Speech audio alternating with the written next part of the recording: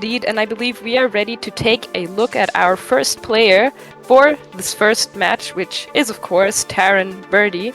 Taran Birdee, of course, is your 2024 regional top 4 player, 2023 Perth regional champion, 2022 NAIC top 8, and 2022 EUIC top 16. So some very solid results right there.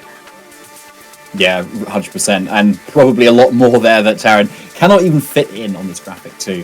But yeah, look at the team. We've got the Wellspring Ogerpon, Kingambit, Rillaboom, Urshifu, Rapid Strike, Tornadus, and that Hisuian Arcanine. So a very kind of more standard comp of 6, and I know Taran definitely likes Tornadus, and especially like with the supporting cast that he's got here too. Lots of really common options, and generally a comp of Pokemon that Taran's generally quite comfortable with too. Yeah, rather standard team, but still a very strong team and a very exciting team to play, and something that not everybody can pilot. I love the combination of, the typical Tornadus, Urshifu. You have the Rillaboom, the Ogerpon. We've seen them all before. Arcanine, of course, has become increasingly more popular. In this case, we have the, Citrus Berry, Will-O-Wisp, more supportive set. But I'm pretty sure, that Head Smash or that Flare Blitz is still going to do a lot of damage. And then, of course, we cannot forget about the Kingambit there, the Swords Dance Black Glasses set that I'm really hoping is going to show up in this best of 3. I feel like Kingambit shows up like whenever it's there. It's such a good Pokemon. We see like all it needs to run is dark moves, and like it just sets up, and then even things that resist it just get like absolutely wiped out, especially with the Black Glasses boost there. So Shana, my bet is you won't be disappointed here. I definitely won't, because it's not just Kingambit on Taran's team, but also on Ezequiel's team. So either way, no matter who wins, Kingambit is going to come out a winner in the set. So that's pretty hype. But yeah, I'm also wondering, because both of these players have quite similar teams, so going to be interesting to see if, is the Urshifu going to make an appearance, is obviously a very powerful Pokemon, but you have to watch out for things like the Wellspring Mask Ogerpon. But then again, you do have the Tornadus here for Taran that, can hit powerful Bleak Wind Storms, that can hit Grass type super effective, but of course, when you're playing against a Kingambit as well, there is always that chance that you will give it a speed drop and therefore a +2 attack boost. Yeah, like those are probably like one of the most exciting like moments with the Defiant Kingambit, isn't it? Where it's not necessarily intentional, but like as soon as you get that cheeky little drop, it's not like it's an Intimidate where you it cancels out and maybe just gets 1 attack boost. It's some double attack boost. So yeah, you've got to suddenly be very careful using that top flying move there. Yeah, and we are going to move over now to Taran's opponent, which is of course Ezequiel Bustamante. And he is bringing the Ogerpon, the Kingambit, the Rillaboom, the Clefairy, the Landorus Incarnate form, and the Hisuian Arcanine as well. And of course, cannot forget about these accomplishments: 2022 World Cup of VGC Top 16, 2021 World Cup of VGC Top 16, and 2018 Buenos Aires Special Event Top 8. Yeah, so the main two, the two Pokemon that are different here between Taran and Ezequiel is that Clefairy and Landorus for Ezequiel versus the Tornadus and Urshifu Rapid Strike for Taran instead. So you see, otherwise the sets are very, very similar, honestly. I think the Arcanine is almost identical as well, except for a Rock Slide over Head Smash there. But I think the Landorus is going to be a really key Pokemon for Ezequiel here. Like, Ground and Poison in this meta, in the Regulation Set E anyway, it just covers so much. And even when you've got nothing to hit super effectively, Sandsear Storm with the Life Orb and the Sheer Force does so much damage. Also, looking at Taran's team, like, he does not want to be taking ground moves, especially on that Kingambit. No, it definitely does not, but I do need to point out here, I think that this Landorus playing Sandsear Storm instead of, we do see Landorus Incarnate sometimes playing Substitute, but it not having Substitute means that it is vulnerable to something like a Sucker Punch. It cannot just freely set up a Substitute to, maybe counter that a little bit.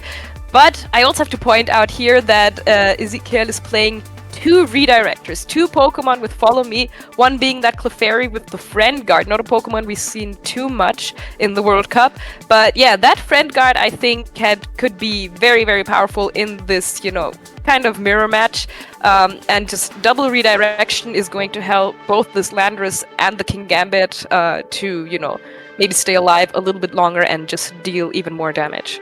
Yeah, I think it's a really good point. I think especially when you look at Taran's team, you can kind of see the team's maybe a little bit based around the King Gambit. The Clefairy is such a great option into that. Like, Fairy type absolutely resists that Dark type and keeps everything else really safe. Not only that, can kind of help Ezequiel set up his own King Gambit on that side. Whereas on Taran's end, he does have to follow me with his own Ogerpon, but yeah, it's going to be taking a lot more damage from Dark moves versus the Clefairy on Ezequiel's end.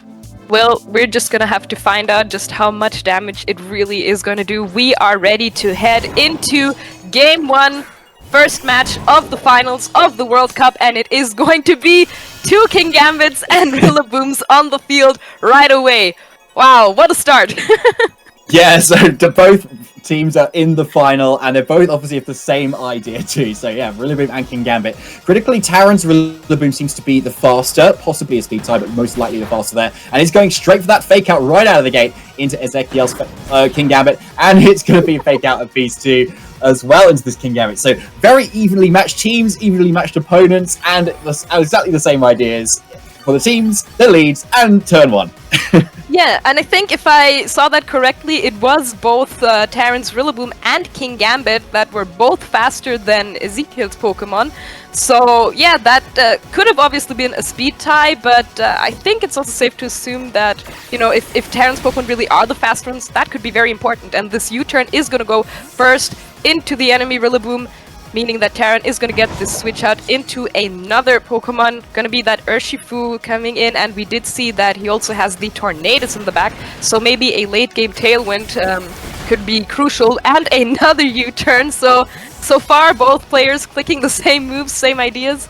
U-turn gonna go into that King Gambit, do a little bit of damage, so not quite as much as the U-turn from Taran going into Ezequiel's Rillaboom. And we're gonna have to see what Ezequiel is gonna decide to switch in here.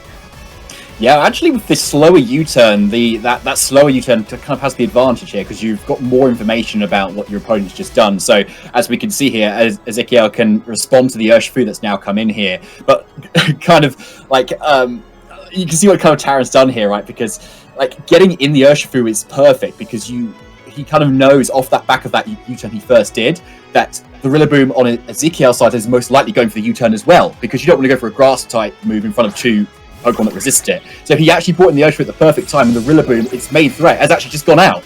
And here comes a Swords Dance on the King Gambit immediately on Taran's end. Second Sword Dance, let's go!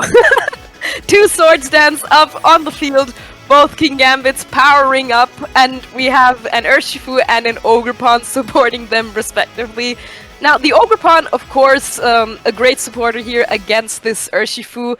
You know, you can redirect Surging Strikes, but a King Gambit is going to be more scared of something like a close combat, which, you know, if the Ogerpon decides to redirect that move, it's still going to take a good amount of damage, and especially if Taran's King Gambit follows up with something like a Kowtow Cleave, then that is just going to knock that Ogerpon right out. So, yeah, although, you know, there is that Ogerpon support, both of these Pokemon for Ezequiel are not really in a safe position. No, they're not. It's, like, obviously, the Urshifu with the Unseen Fist is just so threatening, which is why so many people have been using it too here. So, but it's the Ivy Cudgel, first of all, from this Wellspring Ogerpon, going well over 50% to the King Gambit. But close combat, straight into the King Gambit, no terror, no switch, no follow me, absolutely going down here after all that setup on Ezequiel's end. Great call from Taran.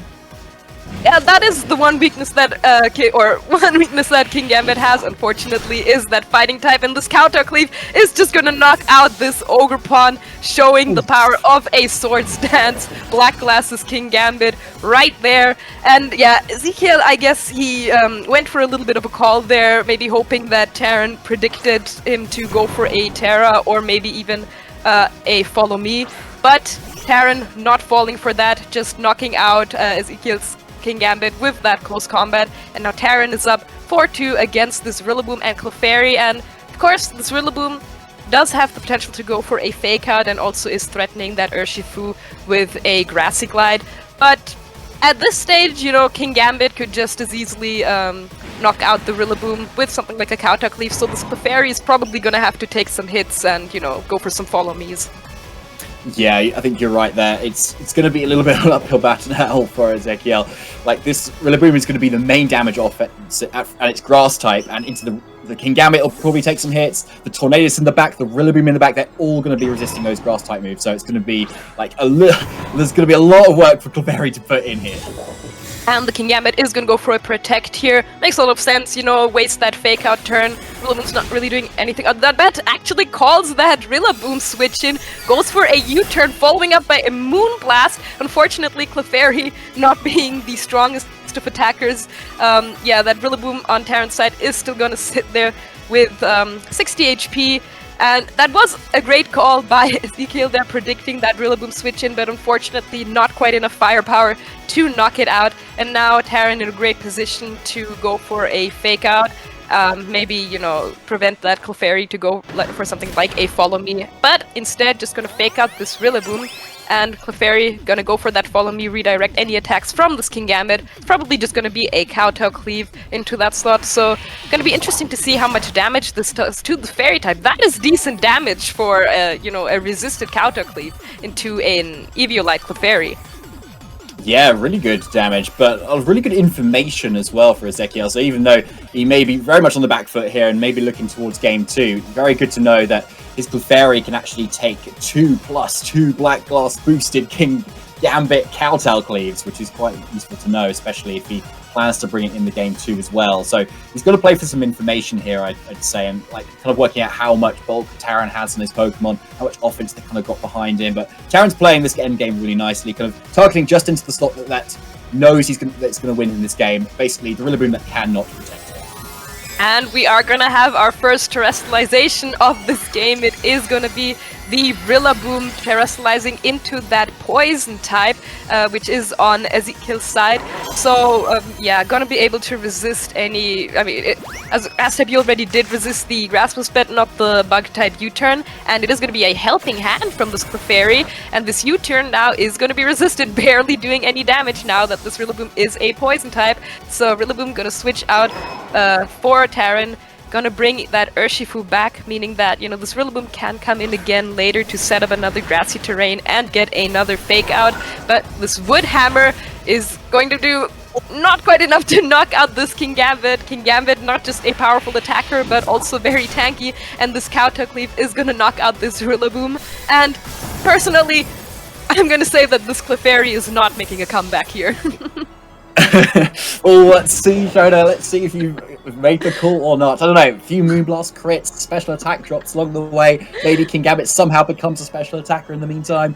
We'll see. But yeah, but no, I think Taran's played this game really nicely. I think, obviously, talking about that game, it really did come down to that turn that we saw where the close combat went straight into that King Gambit, absolutely going down. But you might kind of think, oh, what was Ezequiel thinking, like kind of leaving that open, but you can kind of see it from his perspective where he had a Rillaboom out that time, really threatening down, the Ogerpon out, really threatening down the Rapid Strike Urshifu. And so maybe he was kind of expecting Taran to play a little bit defensive with his Rapid Strike Urshifu, to be able to take on a Horn Leap, to maybe detect, maybe switch out a little bit and deal with that threat a bit more. But obviously Taran ends up calling it, and maybe he's got a little bit of bulk on that Urshifu to be able to take that Horn Leap too. So it may have even been safer than Ezequiel even realized. Yeah, it makes sense that you would expect your opponent, to want to preserve something like an Urshifu, one of the best Pokemon in the game right now. But, sometimes it's worth sacrificing that powerful Pokemon if it means you can get a crucial KO with your other attacker. And Clefairy going down to that Kowtow Cleave from King Gambit, meaning that this game 1 is going to go to Taran Birdee, as you mentioned already. Very, very nicely played that turn with the close combat. I think being the game-deciding turn, one player losing that King Gambit, meaning that the other one was kind of free to hit everything else on the field, with neutral Kowtow Cleaves, or I guess except for that Clefairy, which I think still did what it had to do. Gonna be interesting to see if Ezequiel decides to bring it in this game too as well. Yeah, I think I would, if I was Ezequiel, I think I would be doing it too, because the King Gambit was such an offensive presence there, and I think if the Clefairy was more, maybe brought in a little bit earlier or in a better position, it would have been able to effectively protect itself from, protect its other allies from the Ogerpon or the Rillaboom or the Urshifu that kind of Taran was maybe considering to bring as well. So, like, I think I really like it here as a piece because looking at the rest of Taran's team, doesn't have much of a Steel type or a Poison type to be able to deal effective damage back to the Clefairy. So, I think I'd like to see Ezequiel like really lean into the Clefairy a little bit more and use it. Like, I mean, the Friend Guard ability is something that like often gets overshadowed on top of the kind of the Follow Me, where you could just switch in Clefairy, and then its ally suddenly has like a 25% boost to its damage like taking capability. So it's, I think, definitely something that he can use a bit more.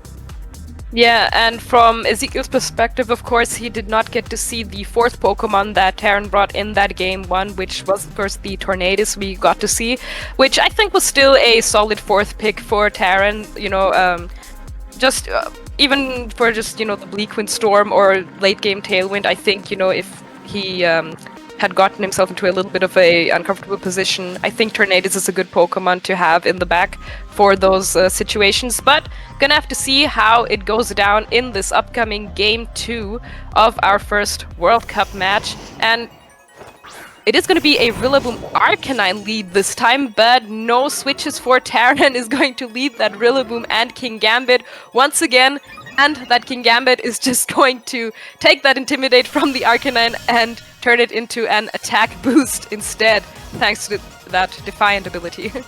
Yeah, I actually don't mind this for Ezequiel, even though you've procced the Defiant here, because this Arcanine is Terra Fairy, so it's actually going to be able to take the Dark moves on quite well if he chooses to go for it here.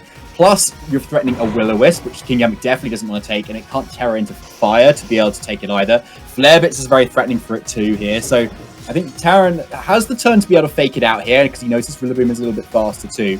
But I think the King Gambit really needs to think about whether it wants to kind of stay in here, protect itself a little bit, because the Arcanine is definitely threatening a lot of damage. And Taran's Rillaboom doesn't have high horsepower, which a lot of Rillabooms have, so this Arcanine's looking actually fairly decent.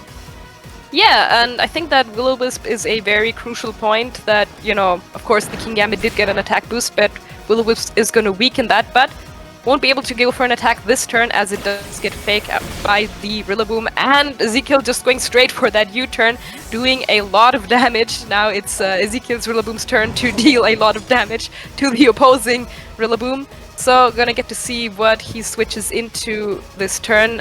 Instead, in that other slot is going to be that Clefairy supporting this Arcanine now, and Kautok Leaf going into that switch and Clefairy taking that very well.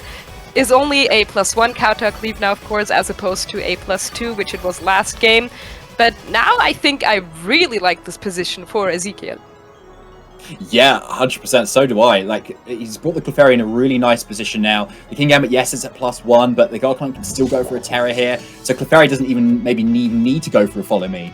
But if it does, it still keeps the Arcanine very safe still, and that Will-O-Wisp is definitely very much a threat here. So I think Taran definitely needs to think about whether he wants to take that Will-O-Wisp, whether he wants to switch things around a little bit, because based on what he brought last time, everything doesn't want to take a Will-O-Wisp. But maybe the Tornadus is fine. But yeah, the Urshifu in the back doesn't want to take it. So Ezequiel really has a lot of pressure right now. Yeah, I agree that Ezequiel doesn't necessarily have to go for a Follow Me because of that Friend Guard, but is going to switch that Clefairy right back into this Rillaboom, so going to be able to go for a Fake Out next turn, and we are going to see a Terrestrialization on that King Gambit. Is going to Terra into the Dragon type. Definitely a good choice for a Terra here, you know, resist any possible Flare Blitzes that might come its way, but Arcanine not falling for that, seeing that, you know, King Gambit has the option to go for that Terra Dragon, just goes for a Will-O-Wisp instead. Are we gonna see King Gambit just go for a Swords Dance? First Rillaboom, gonna go for a U-turn into this Arcanine. And now I'm really curious to see if this King Gambit maybe covered for that Will-O-Wisp option as well and just decided to go for a Swords Dance there. But Taran gonna switch in his Urshifu to threaten that Arcanine a little bit, but of course it's also threatened by the Grass-type Rillaboom, and it is a Swords Dance by the King Gambit, so gonna even out that burn from the Arcanine, and yeah, Urshifu, yeah, we have the typical Fire, Water, Grass score on the field here, everybody threatening, you know, the counterpart respectively a little bit. Yeah, I think you are. Like, the beauty of Pokemon sometimes needs to be a little bit stated sometimes. So I like that, Shona. I like that, yeah. But yeah, this King Gambit is definitely now more offensively powerful than it was if it was kind of at no like stat boosts and no burn, for instance. So you've kind of got the +3 attack, but then the burn kind of halving, then the power of all its moves too. So definitely still a little bit of a threat now, and something that Ezequiel needs to kind of deal with at the moment. And that Terra Dragon keeps it quite safe too. Obviously, it's Clefairy in the back that maybe threatens it with super effective damage, but it's probably not going to do a whole lot. But we are seeing a Terra from Ezequiel's end here. It is going to be that Arcanine into the Terra Fairy type, the second type for his team so far. So let's see if it starts to maybe dispatch of this Rillaboom with a Flare Blitz. Gonna be interesting to see, but Rillaboom fake outing this Kingambit. Gonna get a critical hit. Not gonna matter too much. Gambit obviously flinching from it. Arcanine going for one more Will-O-Wisp into this Urshifu. So yeah, definitely a good Pokemon to get that burn on, as well as this close combat is gonna go into the Rillaboom. Wow, that took that really, really well after that burn. So great turn there by Ezequiel. Yeah, and interesting to see as well that the Arcanine outspeeds the Urshifu on Taran's end here as well, and a crucial one too, because obviously the close combat would have then done twice as much damage to that Rillaboom had it not. So like, Ezequiel's really made an excellent switch up here, bringing this Arcanine, and even just leading into the Defiant, it shows like he's got some confidence right there, and it's starting to pay off here. Taran's damage output's really lacking now, and it's one of the few ways you can actually reduce Surging Strike's damage. So, like, it's a really potent option right now. Yeah, there's not a lot that can stop a Surging Strike, but that is, of course, one way, and we are going to see the Tornadus come in here, and it is going to be a Rock Slide. That Tornadus took that move very well, you know, for being weak to it, and Kingambit going to take this U-turn from the Rillaboom. Ezequiel switching out into what could be, you know, either the Clefairy, or I believe we haven't seen his last Pokemon yet, is going to be that Clefairy. So now this Kingambit with its Dark-type moves is facing down two Fairy types, and this Clefairy continues to take those Kowtow Cleaves very, very well. And as you mentioned, of course, now that Kingambit is a Dragon type, those Moon Blasts from this little Clefairy could do enough, maybe, to knock it out. Who knows? Yeah, I don't honestly know. Maybe plus the burn it might, but then you've also got that like good chance of a special attack drop that would just boost its attack even higher. So I think Taran's got to really rely on this Tornadus now, because Bleak Wind Storm is a strong move. And if you can get maybe a speed drop on the Arcanine as well, you can then bring in a Pokemon from the back, and then you actually can outspeed it this time. So at the moment, this Arcanine is very quick, really putting a lot of offensive pressure on with its Will-O-Wisp, and Fire and Rock type has great offensively. And if you're going first, then you can get those Rock Slide flinches on top of that. Fairy gonna go for a Protect here, makes sense to, you know, preserve that Friend Guard, a very powerful ability. Rock Slide here, not quite enough to knock out both of these Pokemon, but bringing them to very, very low health, and the Bleak Wind Storm is gonna hit this Arcanine, gonna do a little bit of damage. This Tornadus seems to be more on the defensive side, so yeah, that move not doing too much, and Kowtow Cleave bringing Arcanine down to just below half HP, which means it is going to eat that Citrus Berry, so Arcanine still very, very healthy, sitting on the field. That Clefairy Friend Guard really coming through strong for Ezequiel.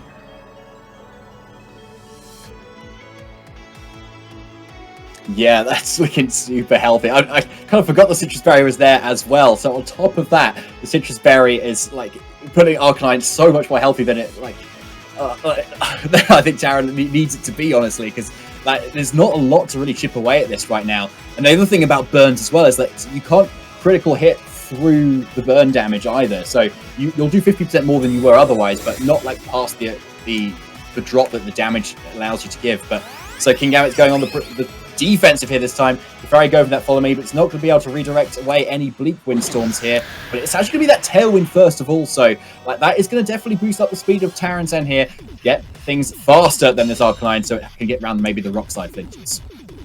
And the Rock Slide is going to connect with this Tornadus, which is going to go down, but of course Kingambit still staying on the field because it did go for that Protect.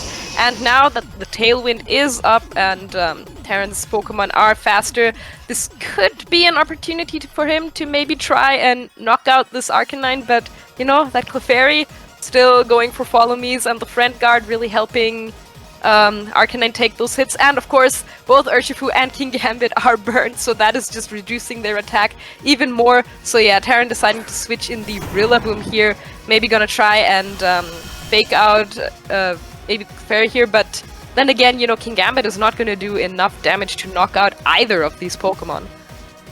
No, it's probably not. But Taran does still have all 4 Pokemon left, which is interesting. And like another Swords Dance could boost up this King Gambit's damage output yet again. And the Tailwind as well is going to allow it to outspeed the Arcanine on top of that too. So Taran does have an opportunity now for a few turns, thanks to that Tailwind, to start boosting up his like damage and start getting some KOs. And I think this is where he needs to start doing it. And I think the Rillaboom's a good option for that too, because Ezequiel can't bring in the Arcanine and intimidate it because it's already on the field. So Wood Hammers are looking very strong right now, boosted by that grassy terrain too. So, to be honest, I think if it goes off here, even with that Friend Guard, this Arcanine may have a chance of going down here. Let's see. Oh, but it is going to be an extreme speed, just going to knock out that King Gambit. So now Taran's second Pokemon going down, so Rillaboom and Urshifu are going to have to do the rest of the job here.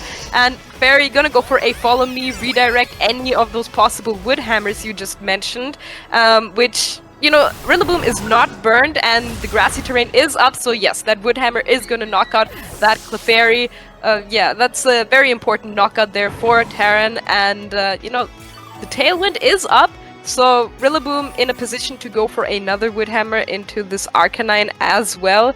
Yeah, this Urshifu, you know, it is burned, but it is still an Urshifu, so, you know, who knows, maybe it can still do the damage that it needs to do to finish off this match, but...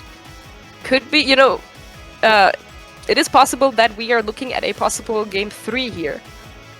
Quite possibly, yeah, but he still does have an Urshifu. So it's definitely a good Pokemon, and maybe Taran can pull something out here, because it's 2 Pokemon that you definitely want to have kind of in the end game here, and it'd be interesting to see whether Ezequiel kind of has in the back. Have we seen all 4 Pokemon yet, Shona, on Ezequiel's end?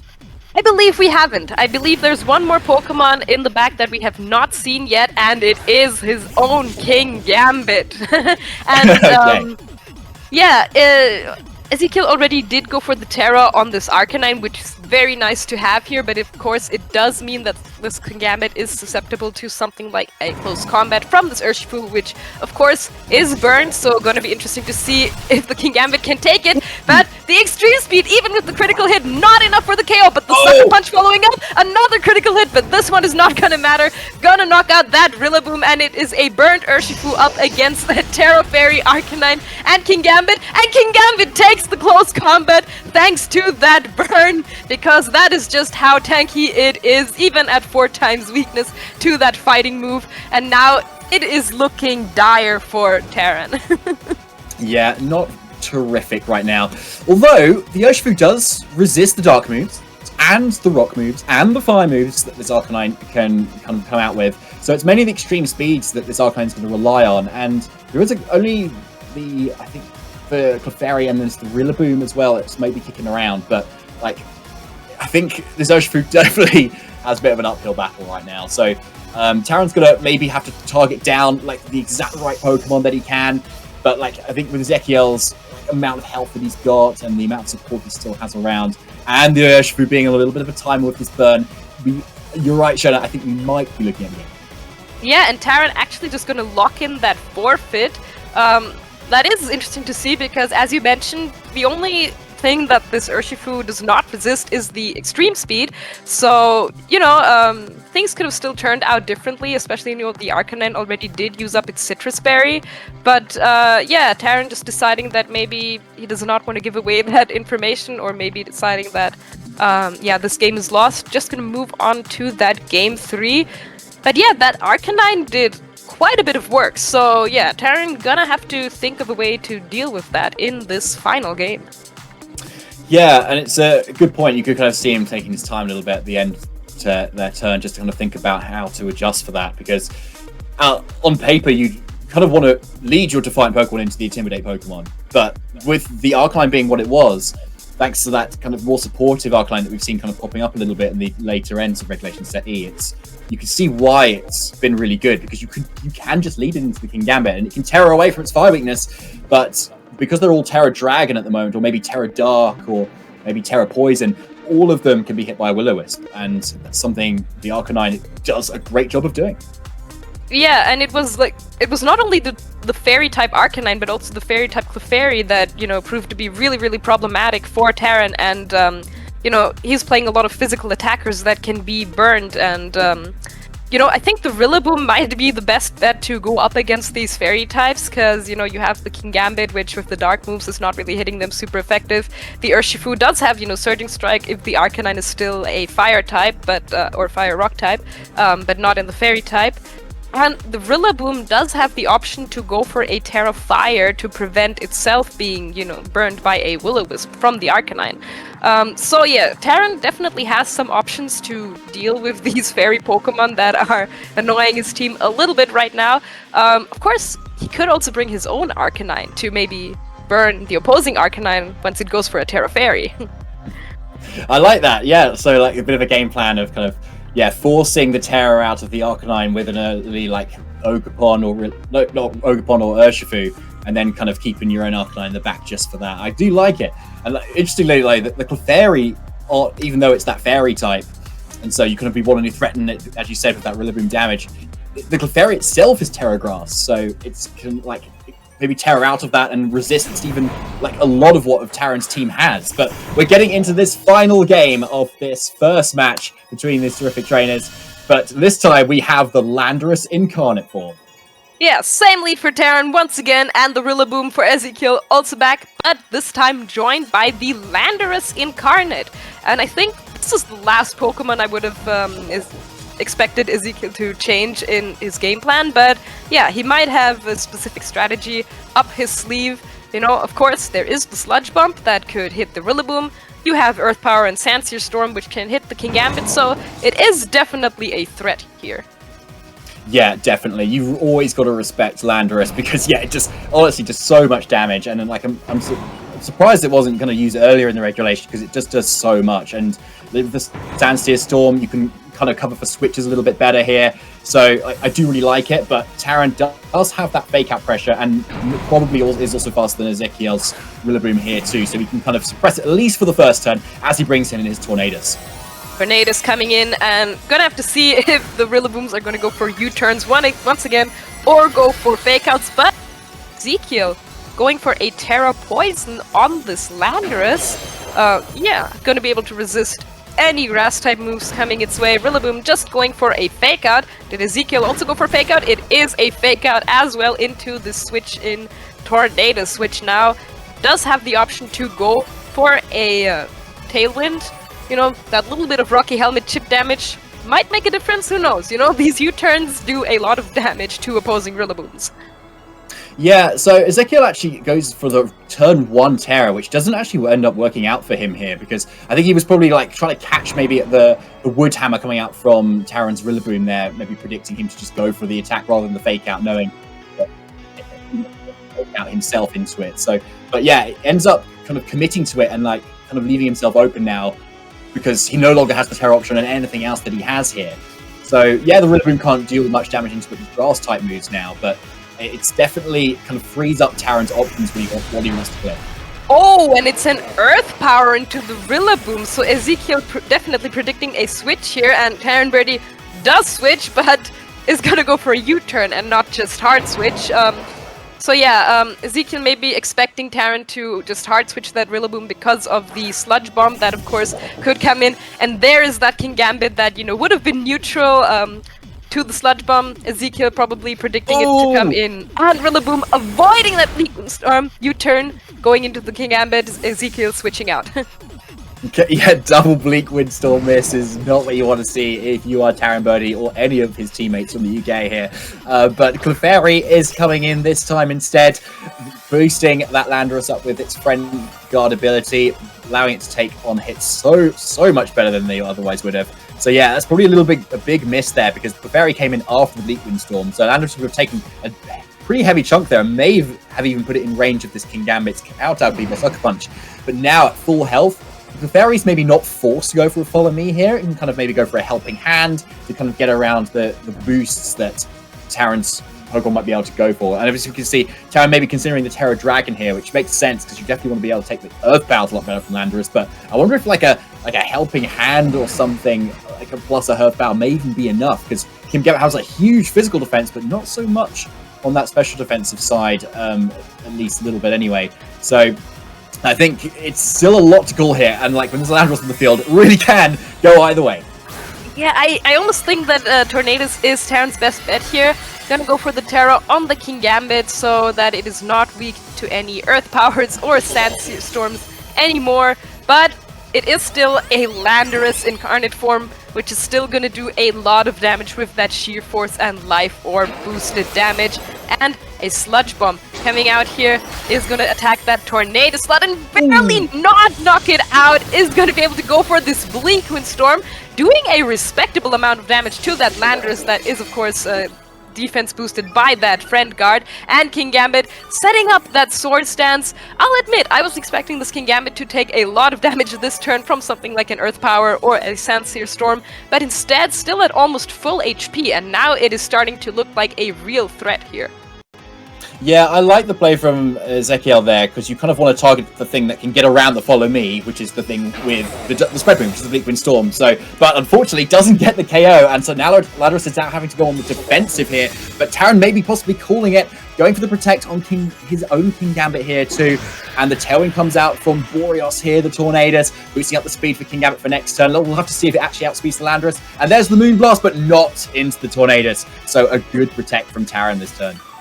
Taran calling that Moonblast, and you know, it is a Clefairy, but a Moonblast is super effective if you're a Dragon type, so definitely does not want to take any damage if it doesn't need to. But yeah, this Tailwind definitely going to help Taran out here.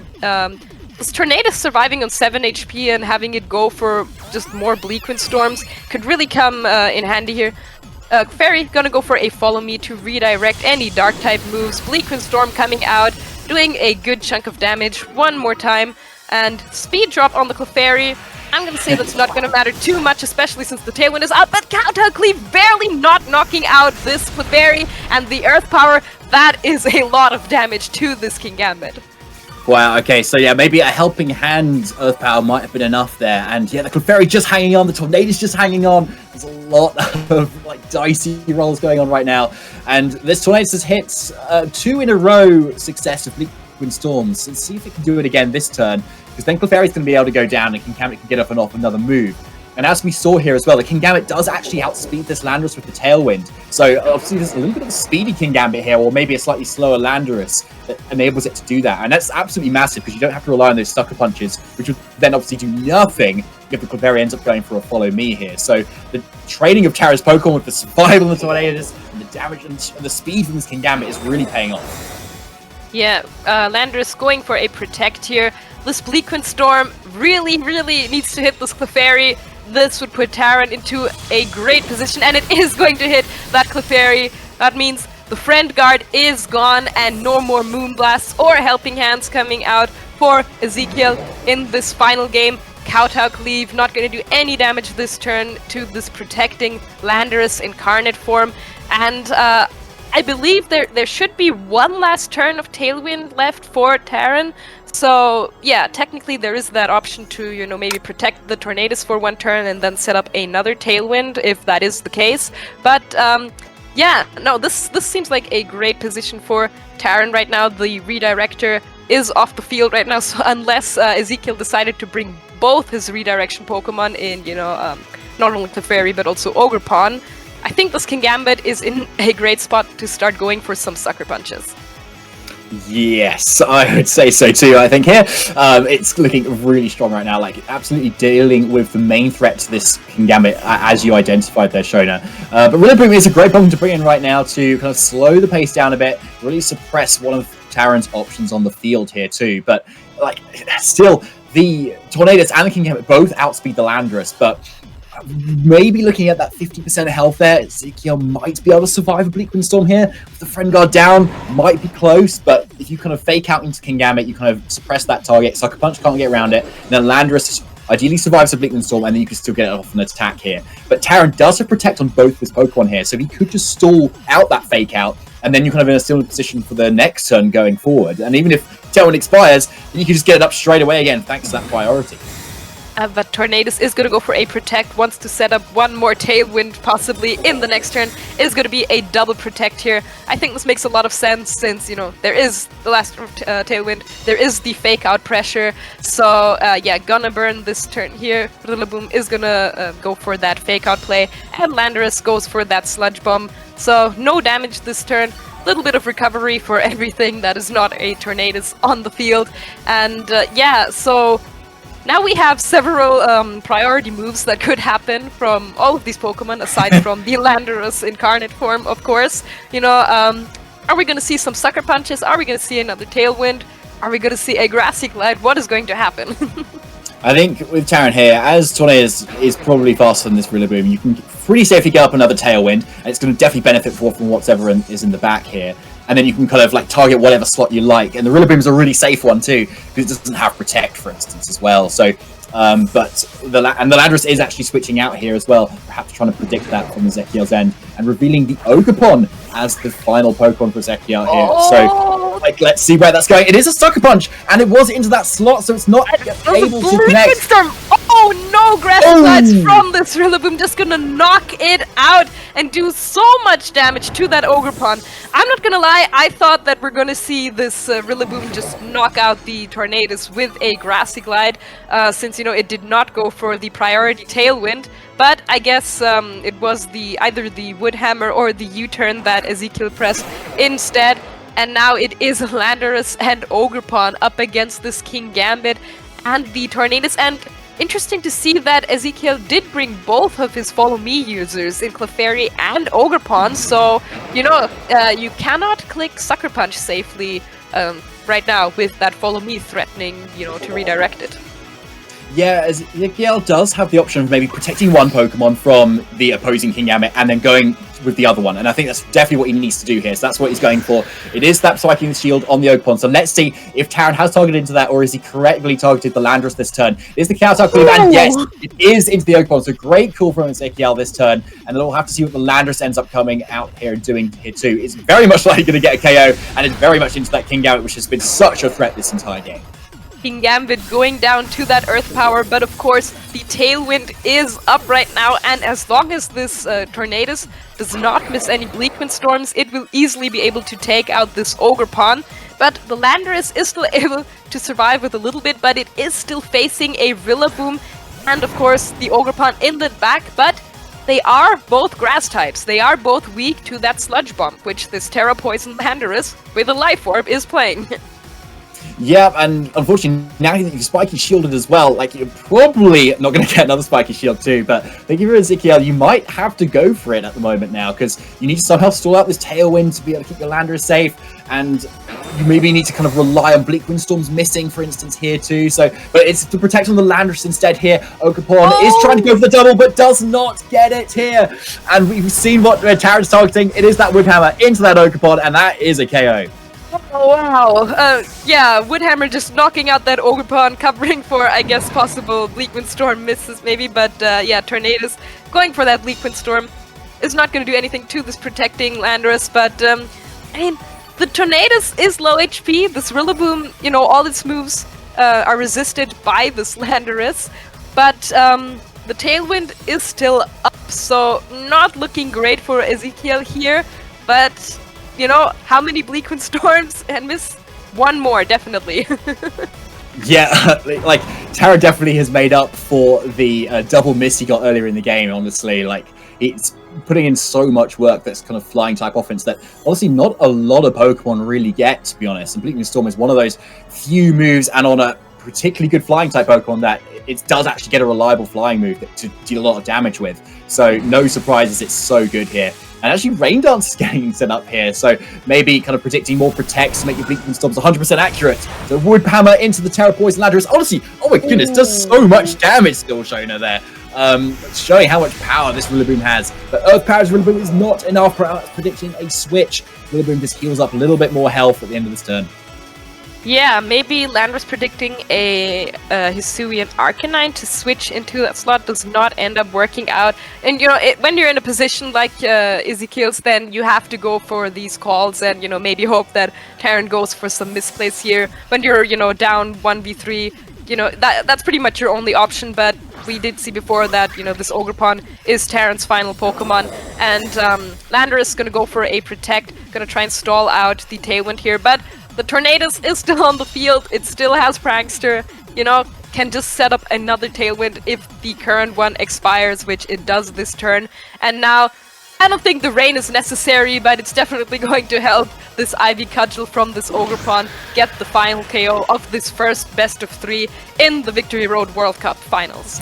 Yeah, there it is. Ivy Cudgel, FTW, Landorus going down here from that Terra Poison, and Taran Birdee from the United Kingdom takes the first set in our grand finals here. Yeah, what an opening match to this set of 7 matches.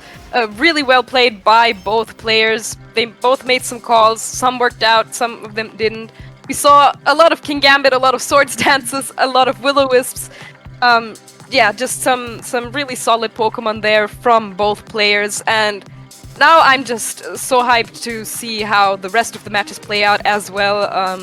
Yeah, that Landorus, of course, you know, did go for the turn 1 Terrestrialization into the Poison type, and yeah, unfortunately did not quite work out for Ezequiel. No, it didn't. And like you could see, though, it was kind of useful in the rest of the game, though, to kind of take the grass moves a little bit better, because the Ogerpon was brought as well, for instance, and we saw it take those moves quite well. But unfortunately, yeah, it was kind of like all eggs in one basket, kind of going straight off the bat. And I think if Landorus had maybe got off an attack there, like being maybe a Sludge Bomb or something, that could have been huge, but obviously it didn't pay off in the end game there. And those Bleakwind Storms from Tornadus were like massive from like Taran's end, showing how one of the Pokemon that was actually different across the two teams actually was like absolutely clutch, bringing those Tailwinds up and actually allowing the Kingambit to outspeed that Landorus in that final game, which I think was actually a really big deal in that entire set. Possibly maybe like a modest Landorus, maybe rather than a timid one, which might have made the difference there too. Just showing how like, Taran can really like bleak wind it like that.